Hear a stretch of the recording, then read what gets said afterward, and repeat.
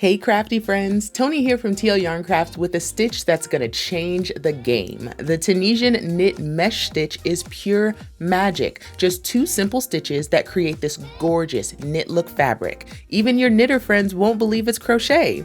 Ready to learn this clever little trick? Tap that like button and join the TLYC family for weekly crafting adventures that'll spark your creativity. This video is one of many helpful tutorials to accompany the Tunisian Snowy Sampler, a gorgeous 20-block Afghan that teaches new Tunisian crochet stitches and techniques with every square. To get the row-by-row instructions for this square and find out how to make the entire sampler blanket, visit the link in the description. We'll start by making a series of chains in any odd number. So I'm gonna do 15.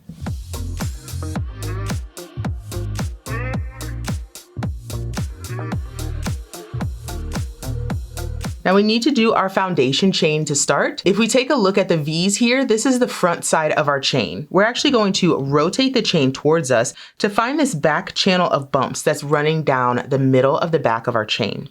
Now we'll need to find the second chain from the hook. So we've got this first loop on our hook, and right here, we can see this first bump. So we're skipping that first bump. That's the bump of the first chain. We'll find this bump here. This is the bump of the second chain. We're gonna insert under just the loop of that back bump, yarn over and pull up the loop.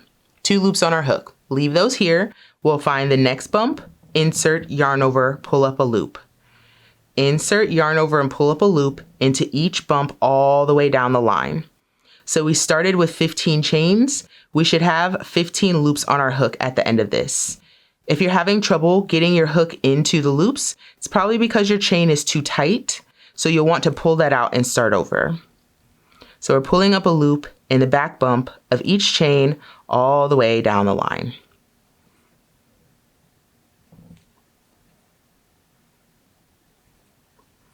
One more here. There we go. So if we give it a count, we should have 15 loops on our hook because that's how many chains we started with. So let's see how good I am, all right? 1, 2, 3, 4, 5, 6, 7, 8, 9, 10, 11, 12, 13, 14, 15. Ooh, she good. Okay. So that is the forward pass. Let's move on to the return pass of our foundation row. So we're gonna yarn over our hook and we're gonna pull through one loop to start, okay? And then yarn over and pull through two loops, yarn over, pull through two loops, yarn over, pull through two loops. So that's yarn over, pull through 1, 2, until you have just one loop left on your hook. And that will conclude the return pass of the foundation row.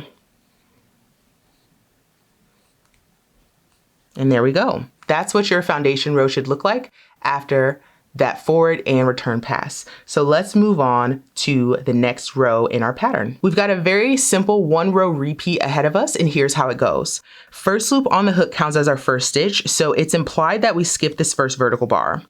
Now we're going to yarn over and skip one, but we're gonna skip this next bar. So this one is implied. We always skip that first bar. So when it says to yarn over and skip one, we're skipping this second stitch here.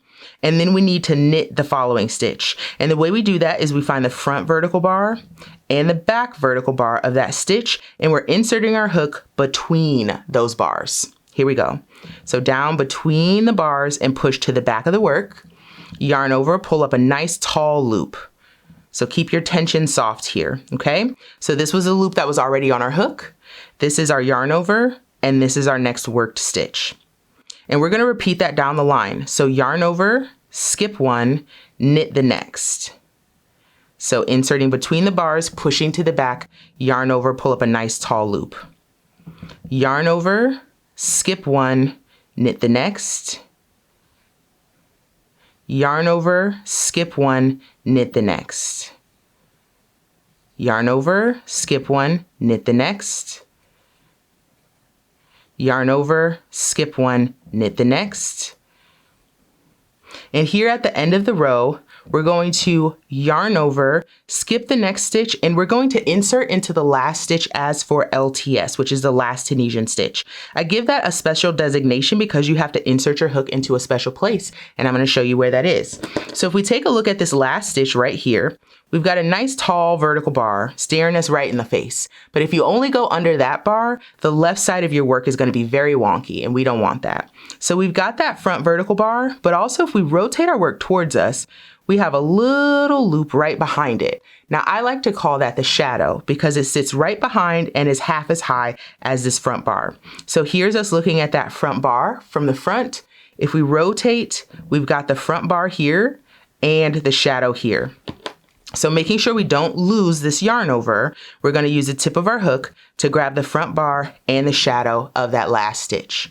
Yarn over, pull through that stitch, and you completed the forward pass of your first row in pattern. So we should still have 15 loops on our hook. 1, 2, 3, 4, 5, 6, 7, 8, 9, 10, 11, 12, 13, 14, and 15. Oh, we are crushing it today. Okay. So now we're going to do our return pass. And this return pass is always done the same. Yarn over, pull through 1 loop to start, then yarn over, pull through 2, 2, and 2 again until we have 1 loop left on the hook.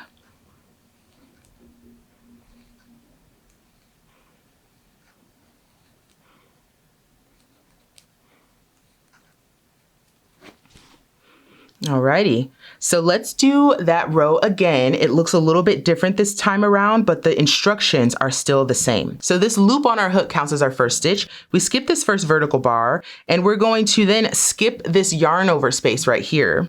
And then we're going to knit the following stitch. So we're going to knit the knit stitch from the previous row. So loop on the hook, we're skipping the yarn over, we're going to yarn over, and then knit the following stitch. So going between the front and back bar, pushing to the back of the work. So again, that's between the loops of that bar, yarn over and pull up the loop. Yarn over, skip the yarn over, knit the next stitch. Yarn over, skip 1, knit 1. Yarn over, skip 1, knit 1. And you're going to notice that I'm pulling up very high loops when I make my knit stitches because I want those spaces to be tall. We yarn over, skip the yarn over, and now we have our edge stitch to do. Remember, we have that front vertical bar, shadow is right behind it, and we're going to insert under both of those loops. Oop, just 2 of them. There we go. Yarn over and pull up a nice tall loop there. Yarn over, pull through 1 to start the return pass, then yarn over, pull through 2, and 2, and 2 again until you have 1 loop left on the hook.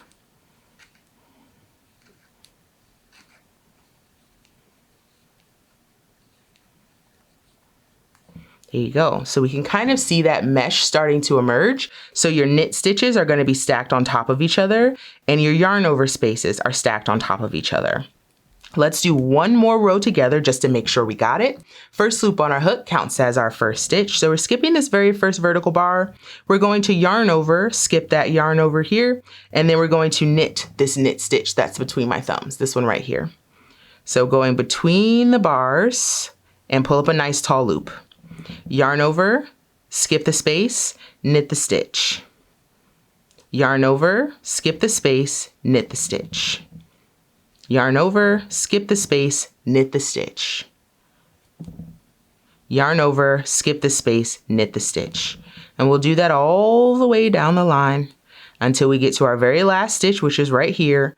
We're going to grab that front vertical bar and the shadow, yarn over, pull up a nice tall loop, and then do our return pass. So remember, that's a yarn over, pull through 1 first, then yarn over, pull through 2, and 2, and 2 again, until you have just 1 loop left on the hook. Oop, get back here. There we go. Okay. Now we see the pattern. You see it? It looks like little rows of corn.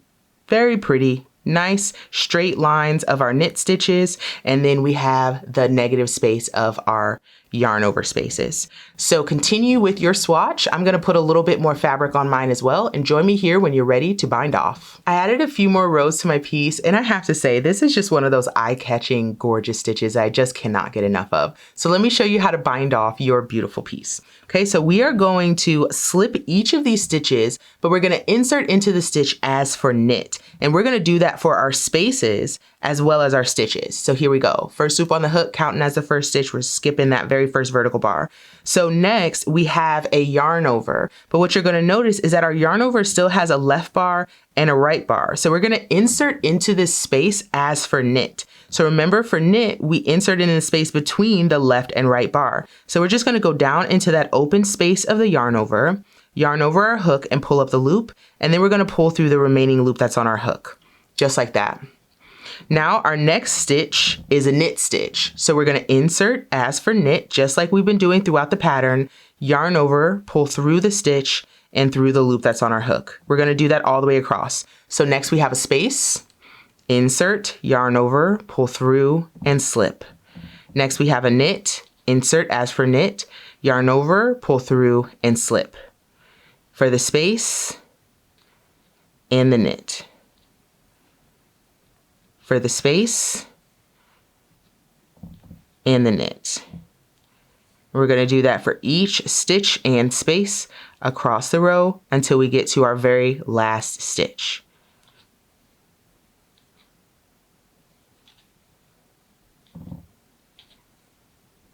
Last stitch is here, and for the last stitch we're going to grab the front vertical bar and the shadow, grab both of those, yarn over, pull through the stitch and through the loop, and then we can lift our hook out, fasten off, pull that loop up and out of our work, and once you weave in that end and the one from the beginning, oh my gosh, so many ends, you're gonna have this gorgeous, gorgeous, gorgeous knit mesh stitch. I think it looks so pretty, and once you block it, it opens up in the most gorgeous way. All of those yarn overs will start to soften up, but you'll still get these nice tight rows of knit stitches. I really hope you enjoyed making this with me, and I can't wait to see how your project goes.